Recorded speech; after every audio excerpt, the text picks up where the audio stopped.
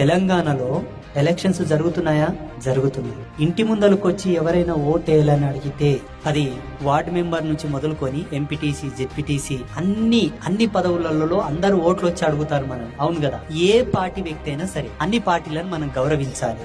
ఏ party వ్యక్తి అయినా నీ ఇంటి ముందరకు వచ్చి ఓటేయమని అడిగితే 2 విషయాలు ప్రతిపాదించండి.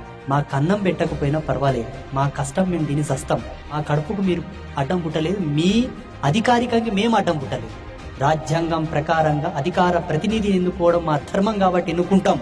కానీ తల్లిలాంటి నా ధర్మానికి ఏమైనా విఘాతం కలిగితే మాట్లాడడానికి వస్తావా, ప్రశ్నిస్తావా, నిలబడతావా అని అడగాలి. మాట్లాడాలి. ప్రశ్నించే తత్వం మనలో ఉండాలి.